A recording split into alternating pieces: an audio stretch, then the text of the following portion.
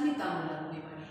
अस्मितामूलक विमर्श से तात्पर्य है अपनी पहचान, अपनी अस्मिता की रक्षा करना। इसको विभिन्न भागों में विभक्त किया गया है। पहला नारी विमर्श, दूसरा दलित विमर्श, तीसरा आदिवासी विमर्श, चौथा किन्नर विमर्श, पांचवा वृद्ध विमर्श, छठवा बाल विमर्श। नारी विमर्श।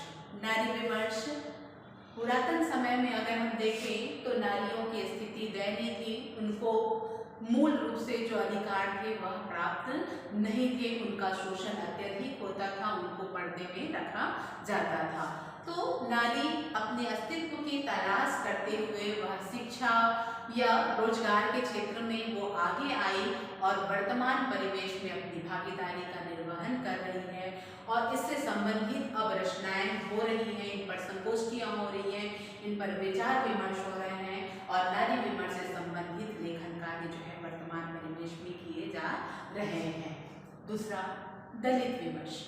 दलित से तात्पर्य है जिसका दलन हुआ है, जिसका शोषण हुआ है। मूल रूप से वह नारी हो, दलित हो, आदिवासी वर्ग हो या प्रकृति से संबंधित कोई वस्तु हो जिसका शोषण हुआ हो, उसको दलित की श्रेणी में रखा जा सकता है। दलित साहित्य जो है आज वर्तमान परिवेश में लिखे जा रहे हैं। नासिरा शर्मा है, ओम प्रकाश वाल्मीकि है, ऐसे बहुत से साहित्यकार हैं जिन्होंने अपने लेखन के माध्यम से दलित जीवन में परिवर्तन लाने का प्रयत्न किया है। तीसरा आदिवासी विमर्श। आदिवासी विमर्श वर्ग विभाजन परंपरा पर आधारित है। हमारे यहाँ 4 वर्णों में हम विभक्त हैं।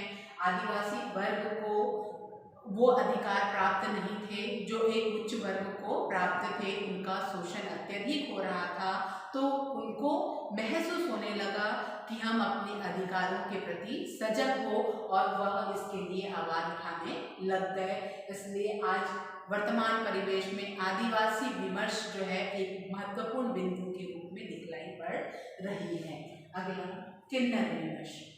लिंग के आधार पर आज किन्नरों पर भी विचार विमर्श किया जा रहा है क्योंकि इनको भी जीने का अधिकार है, इनको भी अपने आधार पर अपने कार्य को करने का अधिकार है और इसलिए आज किन्नरों से संबंधित विचार विमर्श किए जा रहे हैं। उन पर उनके जीवन वृत्त को आधार बनाकर लेखन कार्य किए जा रहे हैं जो समाज को एक नई दिशा देने का प्रदान कर रहे हैं और उनके जीवन में भी एक नया सुधार दिखलाई पड़ रहा है।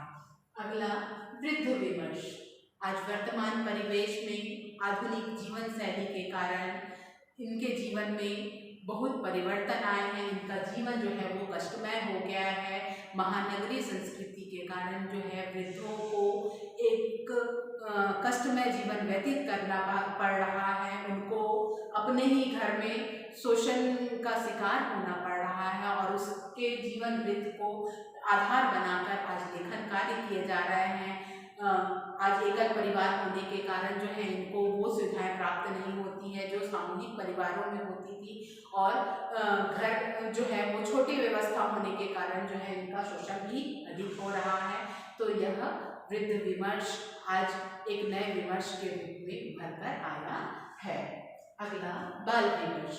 बाल विमर्श आज वर्तमान जीवन शैली का सबसे बड़ा आधार दिखलाई पड़ता है क्योंकि आज महानगरीय संस्कृति के आपाधापी में आज बालकों का शोषण अत्यधिक हो रहा है और इस पर विचार विमर्श करने के लिए आज हमको एक सजगता दिखलानी होगी और इस पर जो है लेखन कार्य किया जा रहा है। तो यह एक विमर्श के विभिन्न बिंदुओं को दिखाने का प्रयत्न किया गया है।